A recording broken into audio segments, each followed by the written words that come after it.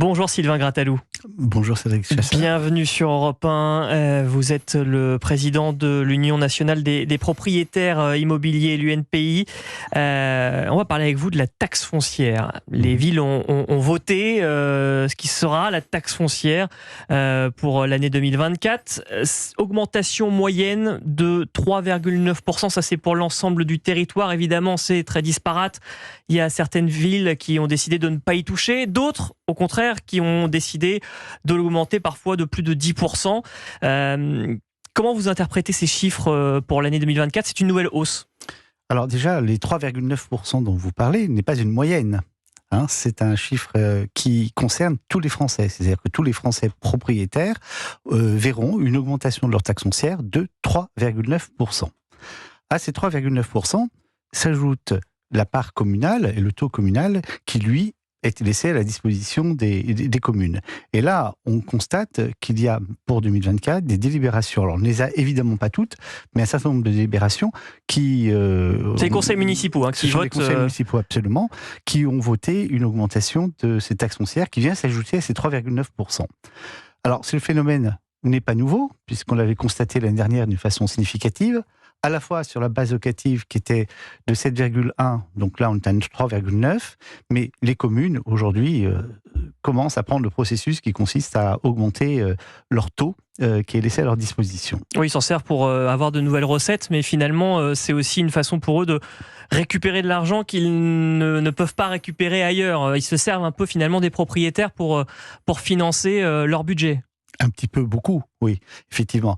Alors, je comprends, quand on est responsable d'une collectivité, on a des obligations.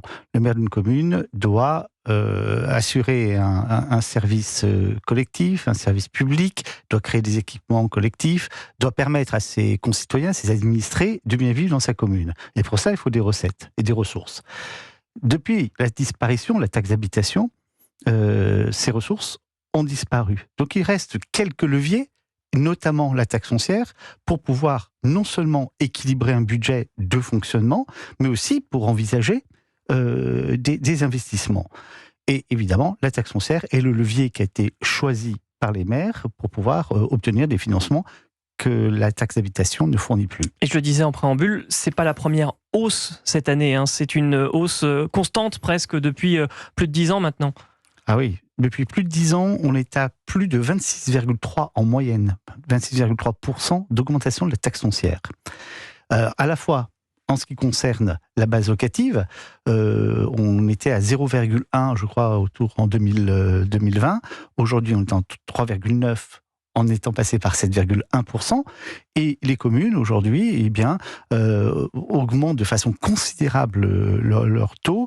Pour Nancy, cette année, on est à plus de 17%, 17,7%. Donc, si on l'ajoute, ça fait 13,8% pour la commune en tant que telle.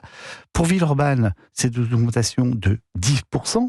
Là aussi, c'est énorme, puisqu'on est ici à plus de 3 points de ce qui était décidé préalablement. Donc on a une vague d'augmentation de la taxe foncière qui est phénoménale et qui sert à financer des équipements collectifs et des services publics à la disposition de tous les administrés. Sylvain Grattalou, je rappelle que vous êtes le président de l'Union nationale des propriétaires immobiliers. Vous faites une proposition, j'ai vu passer plusieurs de vos interviews, de faire participer les locataires à la taxe foncière. Comment ça marcherait ? Mais alors d'abord, est-ce que c'est choquant ? Je lis beaucoup de choses en me disant mais ce n'est pas tendance du tout. Et puis les propriétaires sont remarquerez que dans le ton de ma question, il y avait peut-être un peu aussi de ça. Mais c'est pour ça que ce que vous n'avez pas verbalisé, j'essaie de répondre à ça.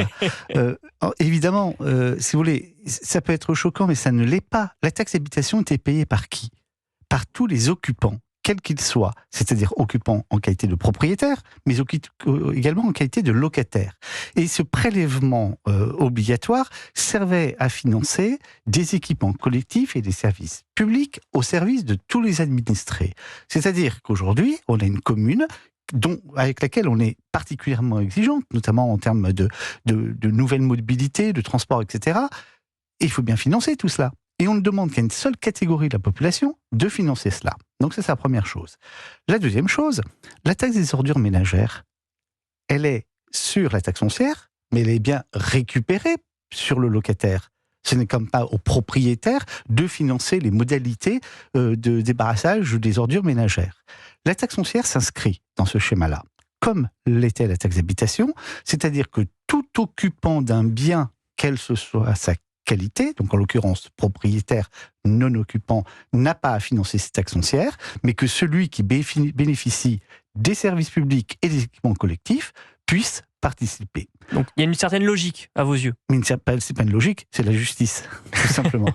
C'est une simple justice et qui va au-delà de cette simple justice, c'est-à-dire un rééquilibrage des choses. Là, aujourd'hui, c'est un focus sur la taxe foncière qui nous préoccupe vraiment, mais tout ça s'inscrit dans un mouvement qui est extrêmement lourd, à savoir un encadrement des loyers dans un certain nombre de collectivités. Donc quand vous avez, notamment pour les propriétaires bailleurs, vous avez des recettes en moins et des charges en plus, et à un moment donné, le déséquilibre est très significatif. Que les propriétaires contribuent à aider ceux qui sont en charge de notre société, pouvoir public au sens large, ça me semble normal. Mais ce qui est absolument honteux, c'est que ce soit les seuls à participer à cela. Il faut que ce soit un effort collectif. Il faut que ce soit un effort collectif. Et on peut décliner ça notamment, par exemple, pour l'IFI, qui est absolument un impôt honteux, c'est-à-dire c'est un impôt sur le capital, mais que le capital immobilier.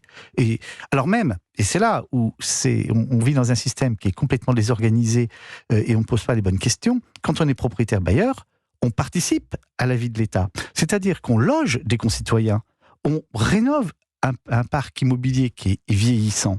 Donc il y a toute une action, je veux dire, économique du propriétaire bailleur que n'a pas celui qui est propriétaire de yachts ou d'œuvres d'art, qui lui ne paye pas d'impôts. Sylvain Grattalou, il nous reste une petite minute.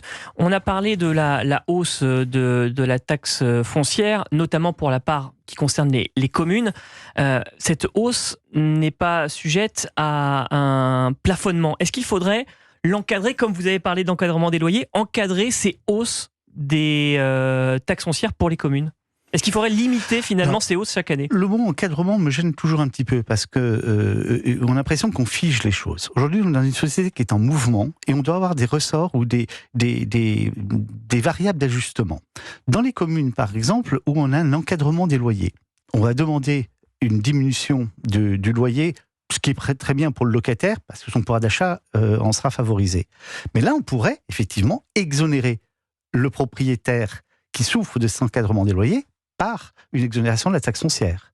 Ouais. On pourrait également, la même chose, et on le propose, c'est d'arriver à exonérer tout propriétaire qui s'engage dans un projet de rénovation énergétique de cette taxe foncière, parce qu'il n'y arrive plus. Il y a une paupérisation des propriétaires, une paupérisation alors même que la masse des propriétaires constitue la France moyenne. Et c'est grâce à cette France moyenne que la croissance peut repartir. Là, la croissance ne repartira pas dans ces conditions-là. Donc ça va bien au-delà que la simple protection ou défense du propriétaire. On l'aura bien compris. Merci Sylvain Grattalou d'être venu dans notre studio, président de l'Union nationale des propriétaires immobiliers. Vous étiez ce matin sur Europe 1. Bonne journée à vous. Merci.